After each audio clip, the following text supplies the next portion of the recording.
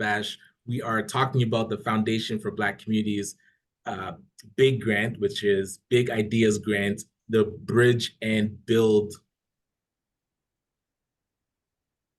So just before we get started, no worries about changing your name or turning on your camera. That is your prerogative. Definitely do raise your hand if there's something specific that I'm talking about at the time that you wanted to get clarity on.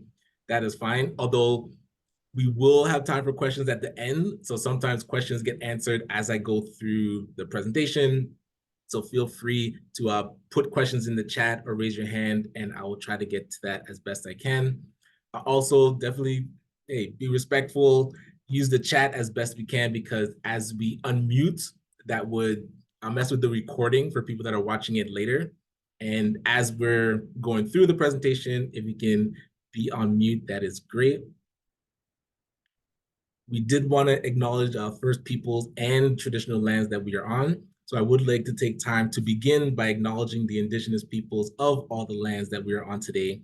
While we meet today on a virtual platform, I would like to take a moment to acknowledge the importance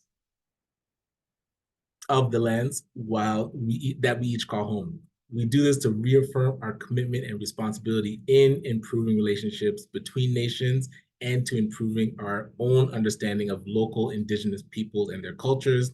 From coast to coast to coast, we acknowledge the ancestral and unceded territory of all Inuit, Métis, and First Nations people that call this land home.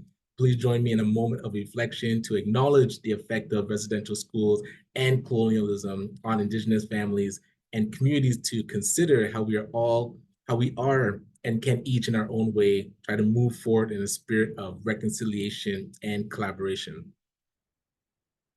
So thank you for that. All right, really quick, I do want to give a shout out to Empowered for X. I mentioned it briefly as we were chatting before we got started. Empowered for X is a co-working space that ACBN works out of, and we're partnered with them to support entrepreneurs and social enterprises. So if you need a virtual office, there's different locations to get an address, a business address. Also, we support with marketing, grant writing, technology, app building and websites, management and business plan development. And be sure to check out our BizGram show that will be starting again soon with the founder, Chris Beth Cowie. So today we are going to meet the facilitators. It will be myself and Christopher Trotman from KALABASH. We're going to do an overview of the grant, and I'll touch on some other grants that are out there just because I like to talk about money that's flowing. But the big deep dive is into the Foundation for Black Communities big grant. And we're going to talk about, again, how we can help, what resources exist, and we'll be able to support you with that. So really quick, myself, Ryan Knight. I do consider myself a serial social entrepreneur. I've started social enterprises such as Detailing Nights and Service Kingdom. I'm part of a group called the Executives Power Up, helping entrepreneurs scale their businesses by becoming that C-suite team for them. So if you're looking for investment and become more investable, a lot of times we're missing that C-level suite. So the CEO, CTO, CMO, that line of talent and expertise allows you to become more investable so we place that team with businesses. And working on the Black Panthers Cage, so think of Dragon's Den or Shark Tank, but with Black founders pitching to Black investors. And I am one of the co-founders of the Afro-Caribbean Business Network. I am part of the Empowered for X business crew, and we really are here to just support and make sure that we are helping businesses increase your capacity so that you can build and grow generational wealth. And I'm here today with Christopher Trotman, the co-founder and chair of KALABASH. He's been in corporate communications for over 10 years, and he's the owner of Trotman Communications and currently works as a senior communications officer for Partners of Community Health. So I did want to just pause right here and give Christopher an opportunity to come on and then let us know more about KALABASH. Thanks, Ryan. And can everybody hear me? Yes, yes. Awesome. So I do have a short presentation. just to walk everyone through Calabash. Also, thanks so much, Ryan, for having me. It's also always a pleasure to introduce people to Calabash and the great work that we're doing collectively. So I'm going to go ahead and share my screen. Let me see here. Just for ease, I'll bring this over here. This up too.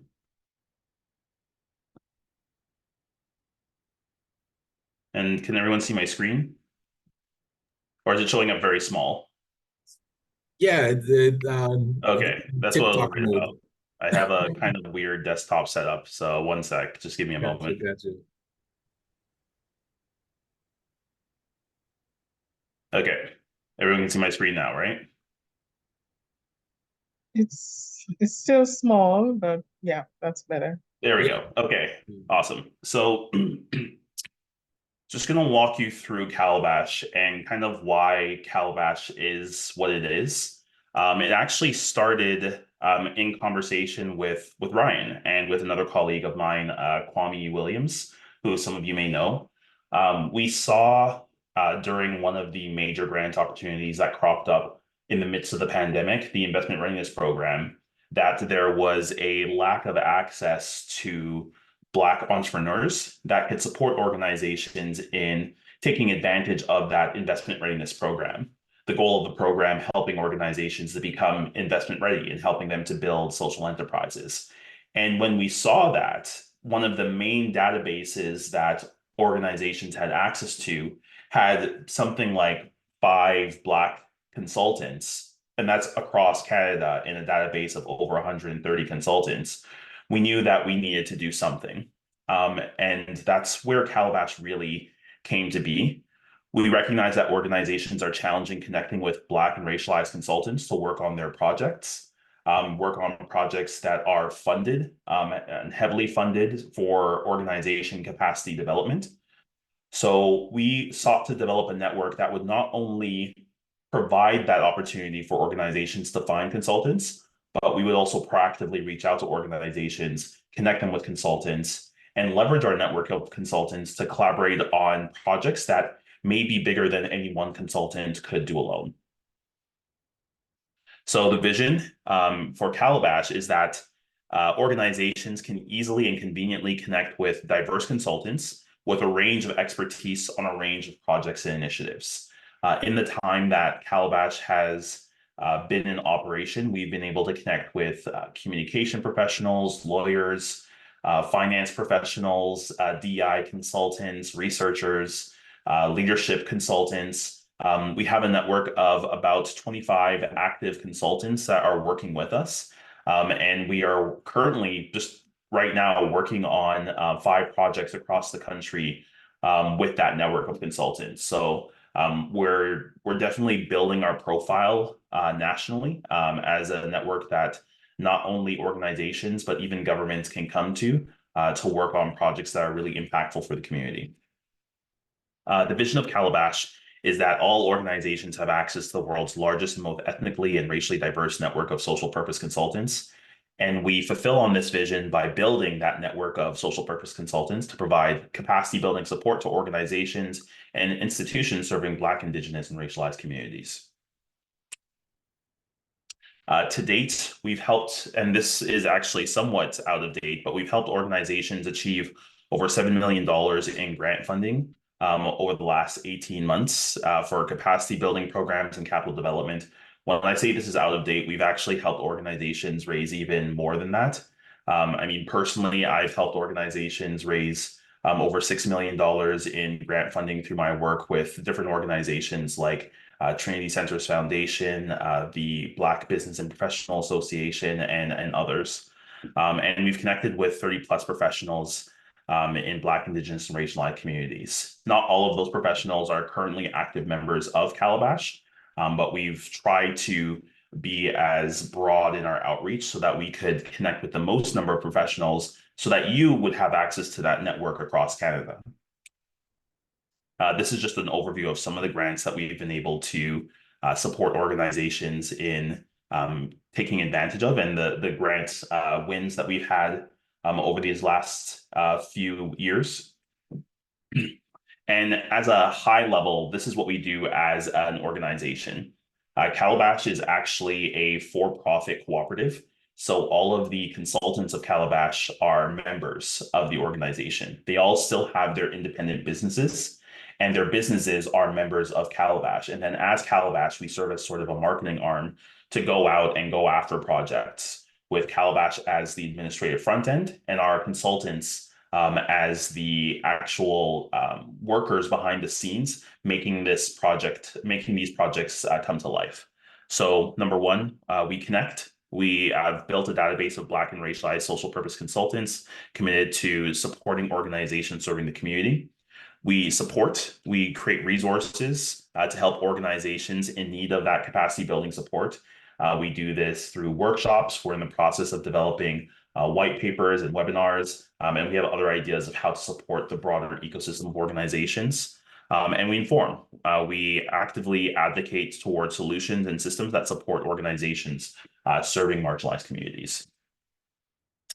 These are some of our areas of focus. I won't go into it in super depth, but as you can see, our consultants cover a wide range of focus areas. So if you have an idea, for instance, out of this grant with the Foundation for Black Communities, but don't know who to turn to, Calabash can help you connect with consultants that can support with a range of different projects and focus areas. And then this is just an overview of our values: transparency, integrity, inclusivity, equity, and accountability. Happy to go over this in more depth in a one-on-one call if you're interested in connecting with Calabash. And if you do want to get involved, there are two ways, really. One, if you are a social purpose consultant yourself, we'd love to speak with you and find ways to connect and collaborate on different projects or connect you with organizations. And if you're an organization, we would love to work with you.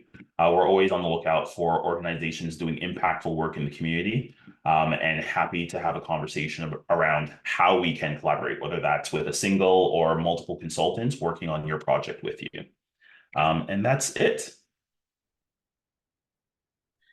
And one thing that I want to just really lean into about Calabash, and when Christopher is talking about joining and becoming like an expert service provider, if you have expertise and you're a consultant, this grant that is now going to be giving out about $9 million, a big portion of it is them using it to hire consultants. And that was the key reason that Calabash was really formed, because we saw other grants where you have to hire people and there were no Black consultants. So it's not just about getting the grant for yourself as well. It's also about helping people service their grants and being part of their team. So keep that in mind as another angle to be able to participate in the grant process.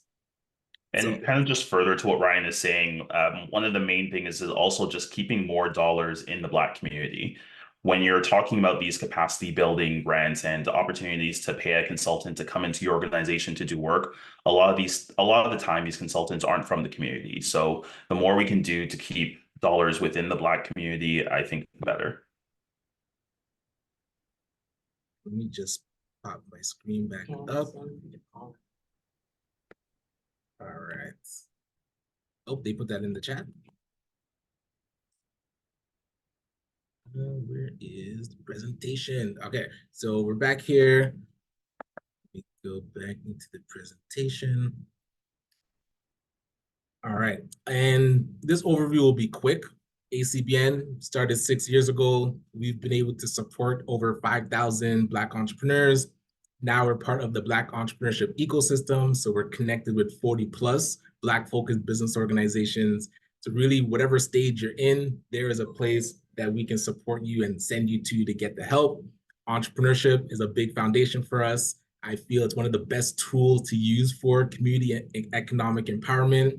Convening is really important to us, whether it's virtual or in person. We are going to make sure to get the information to you, and getting that access to funding is a big reason that we exist. And we've noticed that has a big issue with entrepreneurs and even community leaders and organizations not being properly funded so that they can operate at their best potential. So always want to say thank you to our partners, of course, Calabash, but Alterna, Sheridan, SETC, SETC, which stands for the Social Economy Through Social Inclusion, Dream Legacy Foundation, One Full Circle, which is in Montreal and Quebec focused. And of course, Toronto Community Benefits Network. Shout out to Rosemary, who's been a supporter of what we do here at ACBN from the beginning, and even before ACBN with helping out with detailing nights. So always have a special place for TCBN. Similar to what Christopher was talking about, want to just show you this slide because it shows the range of funding that's out there, whether it's pitch competitions, grants from the city, province, grants from the federal government, donations, corporate sponsorship, ranging as low as $500 all the way up to over $1 million. These are the types of grants that we've been able to secure just for ourselves. But the real win comes from supporting other organizations and other businesses with getting access to this money. So whether it's a nonprofit like Rescue Youth International, a for-profit like Custodia, or a nonprofit like New Life Project in Ottawa that didn't realize they qualified for these grants, and then being able to show them that, yes, you do qualify, and support them with the application to make sure that they get the money, because they're already doing great work, but a lot of times you miss the money because either you didn't have time or you didn't know about it. So we try to alleviate that.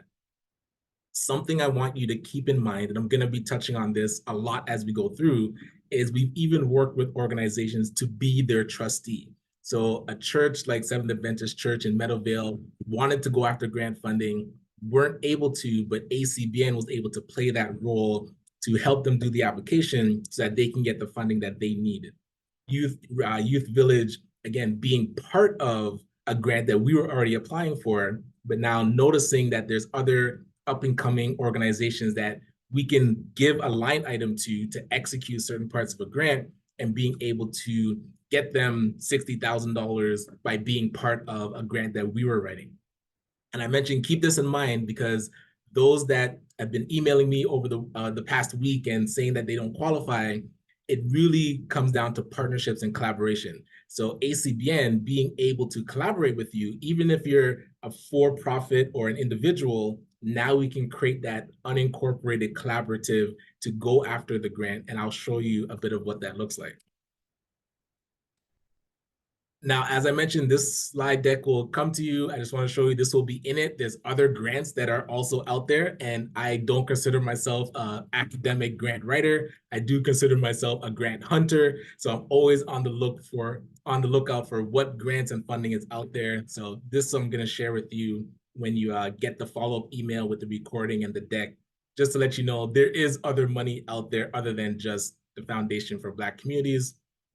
And again, so we're going to jump right into the foundation. So let me see if I just click this. That did not work. So if I come out and I already have it up. So if you don't know about the Foundation for Black Communities, it was created to be the answer to the lack of funding happening from philanthropy and from foundations that weren't going to the Black community. And I think their research said 70 cents of every $100 goes to the Black community in philanthropic giving. So the foundation— 7 cents, Ryan. 7 cents of $100. Madness. So being able to now play the role of a foundation that has that specific mandate, and being able to tap into resources that exist. And one big resource that came out last year was the Endowment Fund for Black Communities. So $200 million was not donated, but carved out from the federal government to be able to now be an endowment fund for the Black community that we would be able to grant against. So if you don't know much about endowment funds, and I'm no expert, but it's pretty much a pool of money that is invested, and then the interest made from that investment, you're able to use for operations, and in this case, use for grants. So one of the big grants that has now come out of that endowment fund, and the first one really, if I have that correct, is this now big grant. So let me go forward. So the Big Ideas Grant, the Bridge and Build Grant of 2023. So it launched in 2023, but the due date is February 1st of 2024. This is now going to be $8.9 million granting out to B3 community organizations for Black empowerment and Black grant or Black capacity building. So you'll notice it opened on December 18th. Hey, my birthday, so bonus birthday present, and it's closing on February 1st. So you do have time. So you have about a month to get this grant in. And this is where we wanted to do this info session because we want to make sure, one, you don't miss it, and two, you have the support that you need to get that application in. Whether it's us just answering questions as you're writing it yourself, we have online courses that help people do like grant blueprints, and we have done for you services so that if you don't have the time and you really can't take on a project of just writing the grant, we have that support because Calabash has this network of expert service providers, grant writers, people that do this for a living that can now become your fund development team so that you can get this grant in. And remember, they're getting $9 million out the door before the end of this quarter. So that is a lot of money in a short amount of time. So I would say your probability for success with a strong application is really high.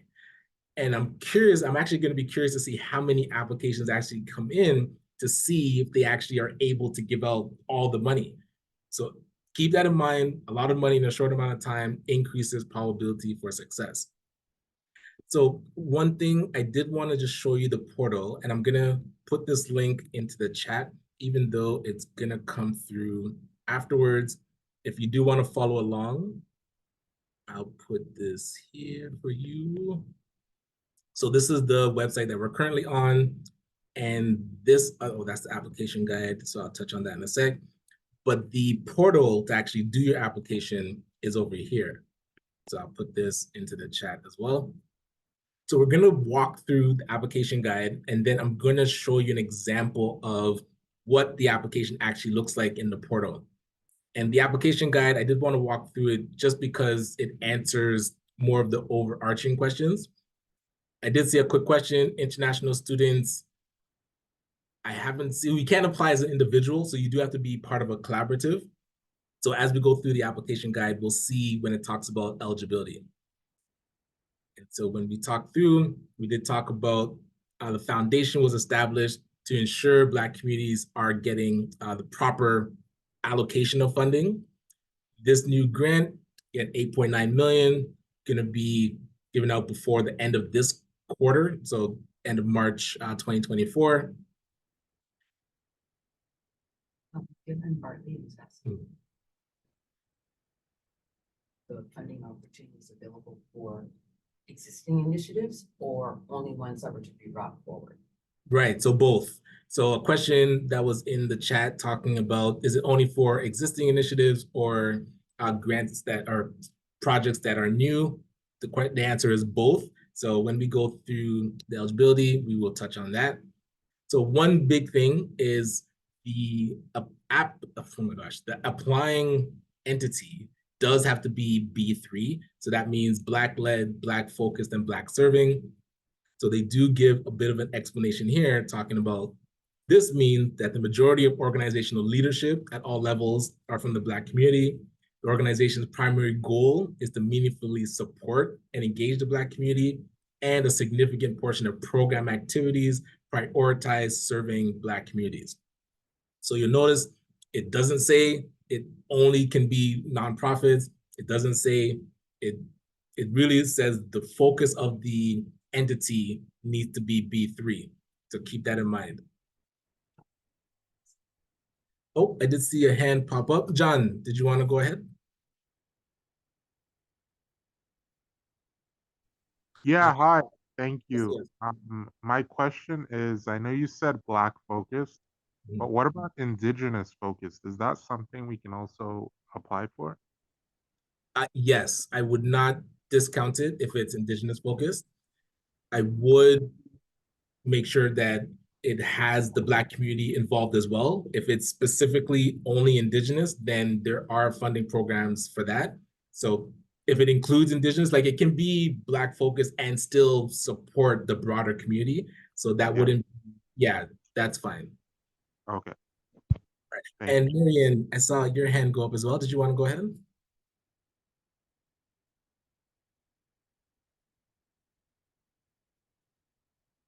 Or, yeah, I'll take this one last question and then we'll continue on. But go ahead, Marian.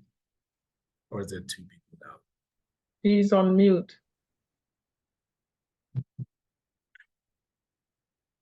Okay, I'm sorry. I'm just asking, can you apply as one organization or do we have to apply as a group of organizations? So one organization would be the lead applicant, but it can be a collaborative of multiple organizations. Thank you. All right. And so you'll see here where it talks about you must be a registered charity, incorporated nonprofit, or other qualified donee, or an unincorporated nonprofit or group working with an incorporated partner. So this is where an unincorporated group could include Black collaboratives, student unions, affinity groups. So really any community, the Youth Opportunities Fund and the Ontario Trillium Foundation, they call them grassroots organizations. So you're not incorporated, but you have a team, a core team that is working on a project. So that type of group can qualify for this grant. So now you may be asking yourself, I'm running a business, I'm not part of a collaborative or I'm not part of a group. I would encourage you to park the business for a second. And a lot of times as business owners, we're already doing community work. You want to pull out just the community projects that you're doing. And now that becomes your grassroots organization. And I would encourage you to start collaborating with others. So as an individual, you cannot apply for the grant, but as a collaborative group, and again, it doesn't say how big the group has to be. So 2 people, 3 people, if you have a project that you want to complete in the community, that allows you to not have to be an incorporated nonprofit. You can still apply as this grassroots unincorporated group. And now you need to partner with an incorporated nonprofit. So if you don't have strong relations with other nonprofit organizations, that's where ACBN can step into that, that role to be your incorporated partner so that you can apply for this grant. So like I said, as the business, yes, you cannot apply directly as a business or just by yourself as an individual, but the community work that you want to do, you want to isolate that, create a project around it and a core team, and then apply for that community project. And that part I'm going to be touching on a lot as we go through. And it is a grant across Canada. So I'm trying to just say like you have to be located in Canada. It doesn't pull out that you can't be in Quebec. A lot of grants that I would see, it would say you can't be in Quebec. Right now, it just says you have to be located in Canada. So far, so good for Quebec. They talk about eligible initiatives. So you do have to touch on one of their key focus areas. So that's combating anti-Black racism, improving social outcomes, or improving economic outcomes. Hold on, I can make this bigger. And you do have to be touching on one of the sustainable development goals that was put out by the UN and social determinants of health. So if you're not familiar with these 2 areas, I would click on these links and I'll put this link to the guide in the chat as well. All right. Actually, Anne, I'm gonna finish the overview and then I'll come to your question. Just give me 1 sec. All right, and so it is a 1-year grant. So they do want the project to end before March 31st, 2025. And let's see. Okay, so this goes a bit deeper into what they mean by an unincorporated nonprofit, collaborative, or group.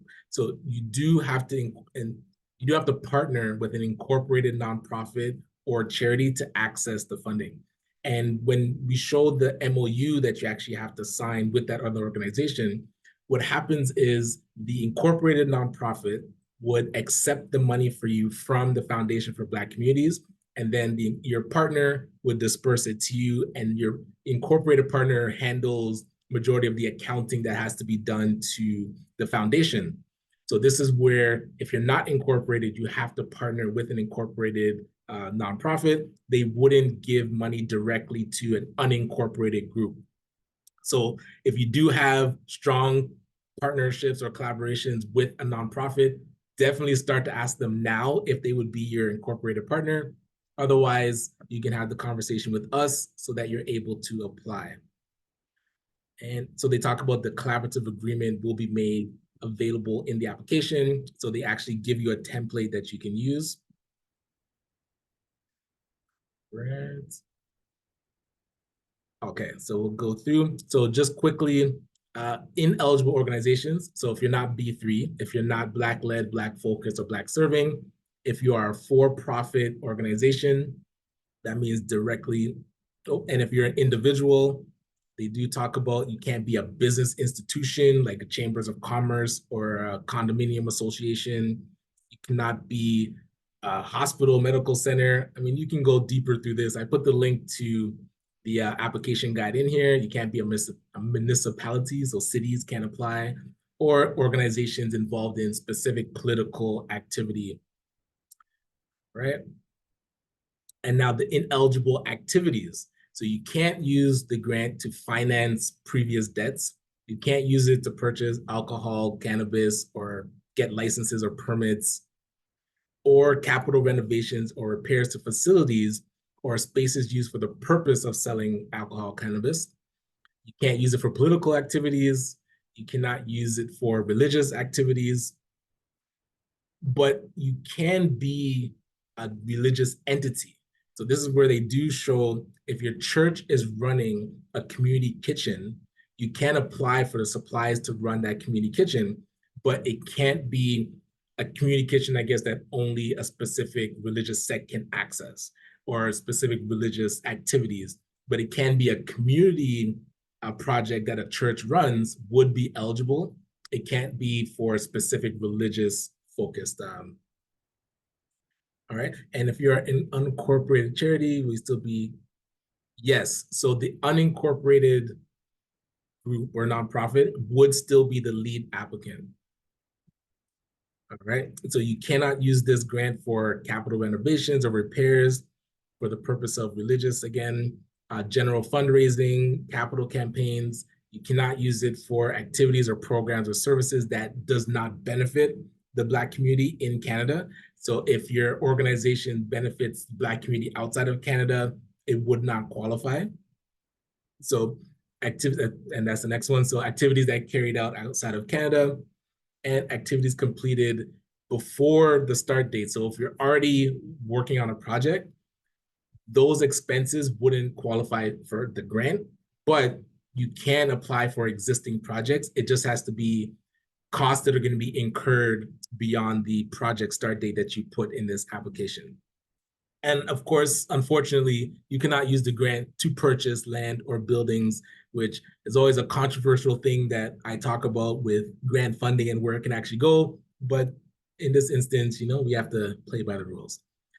So the key thing that we want to identify is what funding stream you actually qualify to apply under. So they have three. First one is the core stream, which you can get funding up to $40,000. And that's really for new up and coming organizations that might need funding to fine tune their ideas. And typically those would be the unincorporated nonprofits, unless you're a really new incorporated nonprofit and you're still formulating the idea and the project that you want to execute. The catapult stream allows you to get between 40,000 up to 100,000, and it's actually broken into two substreams. So one substream is for a new idea, and that new idea you can get up to 75,000 for. And if you already have an existing idea and you want to expand it, you're able to get up to $100,000. And then the community capital stream, this is where you can get up to 250,000, and you can invest it into capital projects and social infrastructure. So when we get to that section, it'll go deeper and give you examples, but that's for organizations that are already doing multi-regional projects or national projects. So if you're only operating in one city, and if you're only operating actually in one province, you wouldn't qualify for the community capital stream. You do have to be operating in multiple provinces or be a national entity. All right, so digging into each one now. So the core one, eligible organizations can apply for up to 40,000. This stream is core activities related to operational success of the group.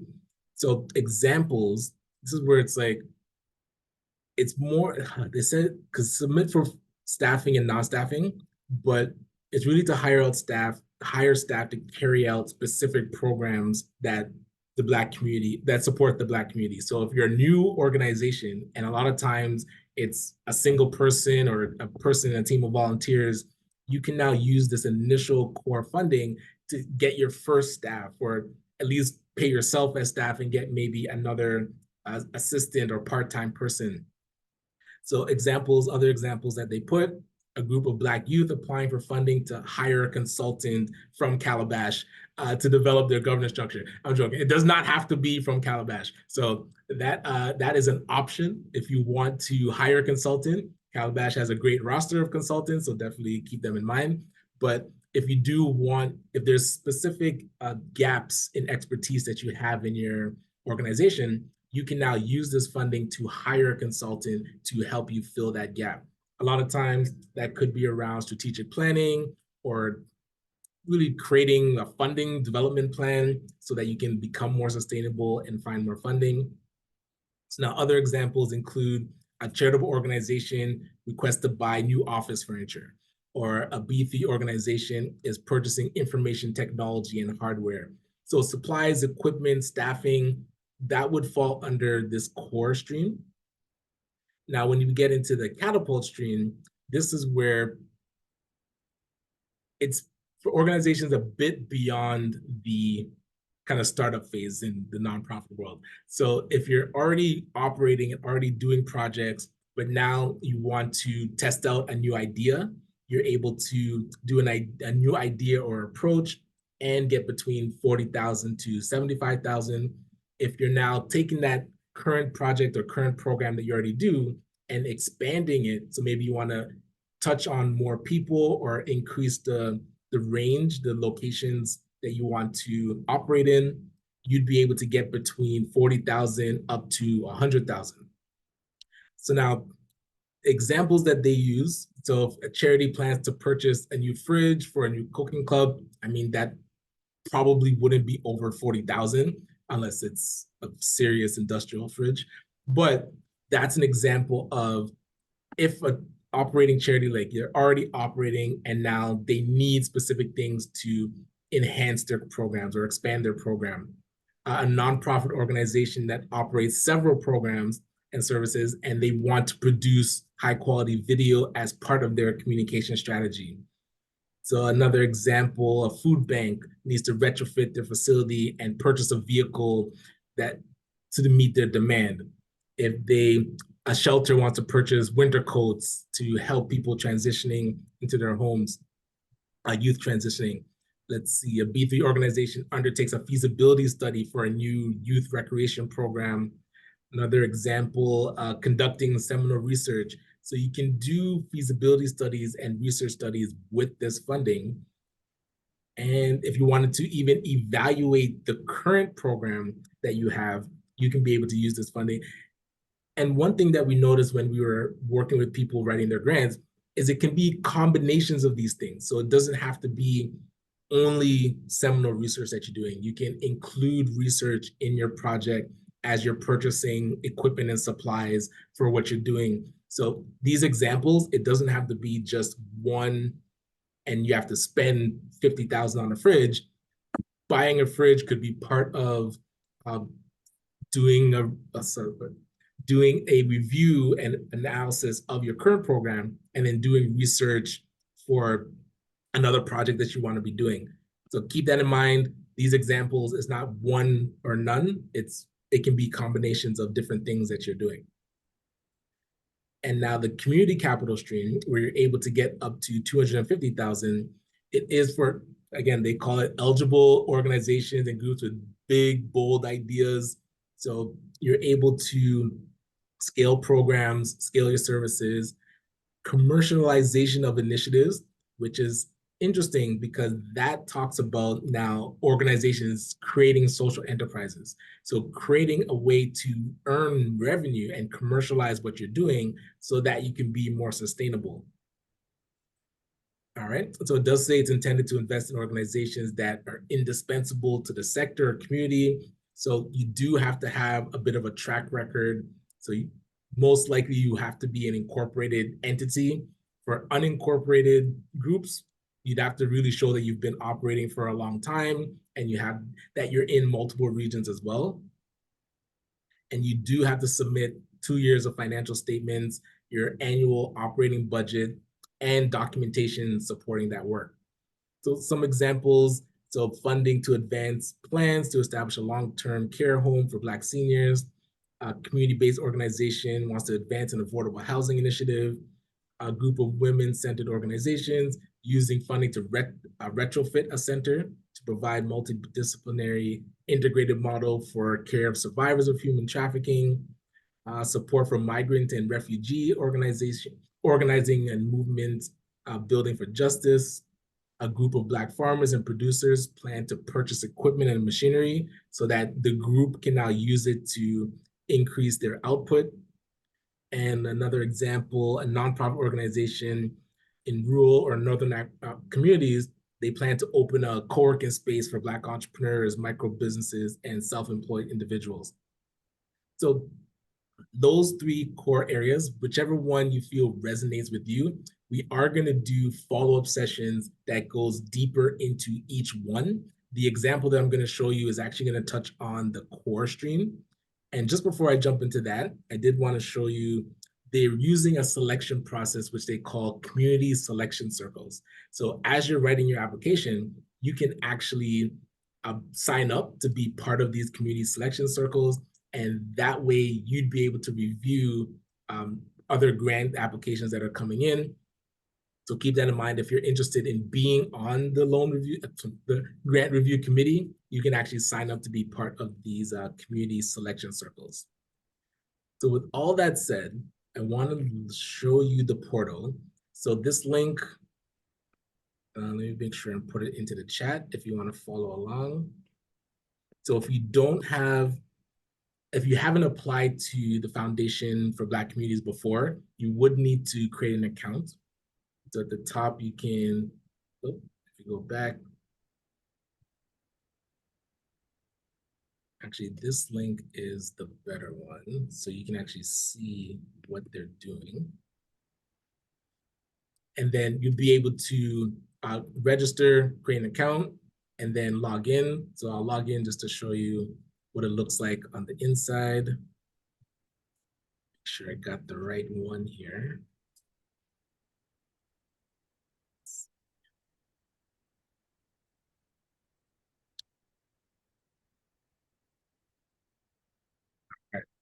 And yeah, you can use Google to sign in. I think they have Facebook as well. So the Knighthood Academy, and I don't think, because I submitted it already, but I can view it. So as I view it, I'll show you the different steps that you have to go through. Oh, they're not going to show the first step. So the first step is actually the eligibility form. I believe that's this one. So after you complete the eligibility form, actually I can show it. It's going to ask you, is it B3? What type of organization are you? So if you're incorporated, you would select that. For this one, it was unincorporated. And have you applied to the Supporting Black Canadians Community Initiative, SBCCI? So if you have applied to SBCCI, you still can qualify for FFBC, just you can't apply for the exact same project that you applied for with the other funding. So if you applied, let's say, to do research and your communication strategy for SBCCI, you can't now apply to the Foundation for Black Communities for that same project. It can be a different project, and then you'd be able to get both, one for communications and let's say one to buy the fridge, you'd be able to still apply. But if it's going to be the same project, then you wouldn't be able to apply. All right, so let me just head back. So now section 1, it says where it's just going to go through overview of your organization. So this is contact details, a name of your organization, address, your website, what geographical location you're supporting. Again, if it's an unincorporated group or you do, so this is where a lot of people that were applying as unincorporated groups were getting stuck. I'm not sure if they've changed it, but you did have to put in a business number here. So the business number that you put in, you should use the incorporated nonprofit partner that you're working with to put in their business number. Most times That's Walter from marketing. Oh, okay, no worries. Sorry about that. Right. So if you're applying and you're an unincorporated group or collaborative, you won't be able to get past this part without putting in a business number. So start to have conversations with the organization that you want to apply with as your partnered incorporated nonprofit and use their number in this section. And again, so ACBN, this is our number. So if you're planning to partner with us, here, you can note this down, and then at least you can go through the application so that you don't get stuck. Otherwise, you won't be able to get past this section. And let's see, just ask you for number of years operating. Do you have an advisory committee? Who's your primary that you service and who's secondary? All right, so beyond that, let's keep it going. All right, so it does ask you to talk about your mission. So this is where if you are a business that is now pulling out the community project, so you don't want to put in the mission for your business in here. You want to put in the mission for the community project that you are creating a collaborative around. So it might take some time to just think about it, but here they do first start with the sustainability, UN sustainability goals. So out of the 17, you would pick which ones you hit. They do talk about like which areas, income, social protection, like what your focus is. And it does want you to give, I think it's 200 words max, an overview of your organization's mission. So again, I'm using this as an example because Detail Ignites is the company, the for-profit company that I run. But because we're a social enterprise, we have a community component where we support young high school and college students and teach them how to start their own businesses. So that project we pulled out of the business and created a grassroots organization called Knighthood Academy. And that's where we were able to get funding through the Youth Opportunities Fund. And now this is what we're applying for through the Foundation for Black Communities. So it's not the business Detail Ignites applying, it's the community project that we were already running, but we pulled it out on its own so that we can apply just with that project and that community initiative. So if you're a for-profit business, you can, and I always talk about the two minds that we have as social enterprises. There's that for-profit business operation, and there's grants specifically for that. And then there's community work, and there's grants specifically for that. So you want to now put on that community work hat and write this application just under the community work that you do and not as the business. And that, again, everything that I'm talking about, we're gonna walk you through it, not today, but we're gonna have additional sessions where we walk through exactly how to do it for smaller groups so that you can ask more questions, and even we can walk through it with you one-on-one. So by the end, we'll share our contact info so that you can book a call if you have questions specific to what you're doing, and we'll walk you through and guide you through.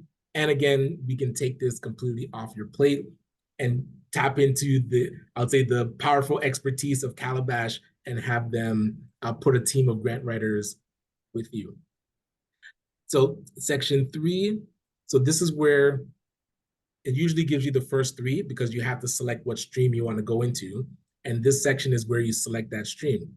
But it asks you for like how much money you want, and it gives you a breakdown of different sections.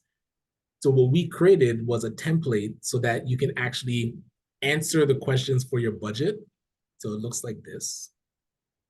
So this template And you get it when you come to our working group. So I'll share that with you later. But in each section, so one of the sections is staffing. So if you have multiple staff, you want to explain what staff you're hiring, and then you want to total this, like, so all 3 lines, you would total that up and then put that total into the application. Same thing for, was it project expenses? Oh, this isn't the updated one. So you'll see there's titles here. So non-staffing costs, staffing costs, accessibility and inclusion, travel costs. So as I've been working on this template, the newest one has each of these sections, and then you would put all the line items that fit into that section, total it up, and then put it into your application. Now, they do ask you if you want to upload things at the end of the application. I would upload this template because that way they see the breakdown of all the funding or all the expenses that you want to spend the money on. And also it has another template in it, which is the work plan template. So the next question that they ask is around what are the milestones and what are the things that you want to accomplish. So this template helps you just map it out. But again, it'll just give you, you'll be able to upload it so that they see it, and you're not only just putting in kind of shorter answers. I think below here, oh, it doesn't even ask it here.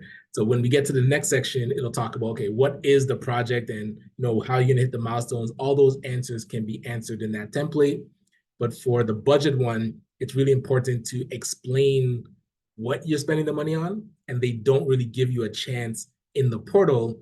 So do it in the template, and that way you can upload it so that they can see where all the money is going. So now, based on the money that you asked for up here, this amounts that you put in should match, or else it won't let you go through. And then they do want to know how many people that you're gonna directly impact and indirectly impact. All right. So based on the stream, oh, actually, let me see where it said that first.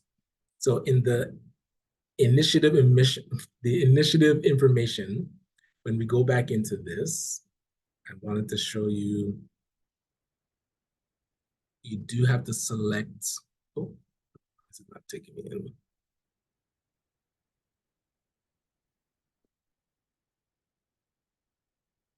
Oh, I wonder if my computer is frozen. Is my internet down? Okay, here we go. So the initiative information. So they do want to know which focus area that you are focused on and which stream. So out of the 3, there's the core, which is up to 40,000. There's a catapult, which is 40 to 100. And then there's the capital. So when you select it on this page, now when you come back to the application, it'll open up the next area of the application. Oh, sorry, from section 2 down, or within section 3, but this part will open depending on which one you selected. That's why we're gonna do 3 sessions. So based on the first session, which is the core, we're gonna do another session based on the catapult, and we're gonna do another session based on the capital. So depending on which one you're thinking to go through, look out for the information about each stream. And then as you go into each stream, now you're answering questions about, okay, describe the initiative. You're gonna be describing the desired outcomes.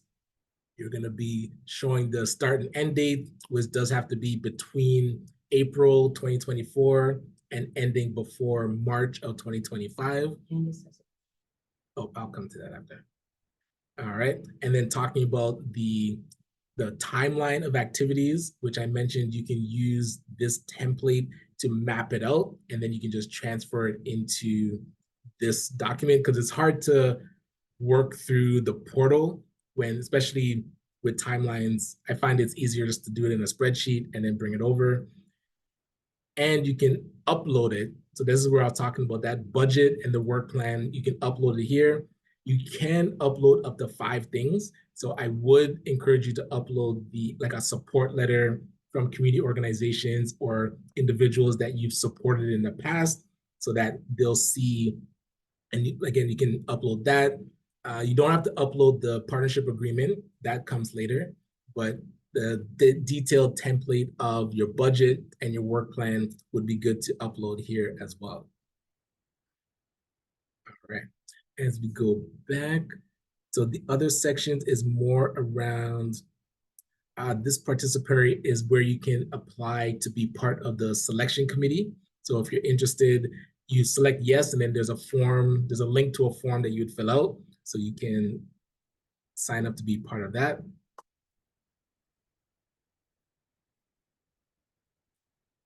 Right. And then authorizations. So this is where you would just sign off that you are authorized to, yeah, you want to tell them about, you want to be part of their media. So if you are selected, that they'll talk about your project, and that you are agree to submit the application, and that you have the authority to submit the application, and that the application is accurate. Right, and after you do that, you would need to upload your funding partnership agreement. So really quickly, oh, sorry, this is the funding partnership agreement with FFBC. So as you're filling out the answers, it actually populates this for you. So then you'd go through, read through, make sure and read through, because you definitely want to understand what you're signing, and then you would sign at the end. Yeah. And the last section would be the unincorporated partner agreement. So this is where you'd be able to put in the memorandum of understanding, and I'll show you, I can show you what it looks like.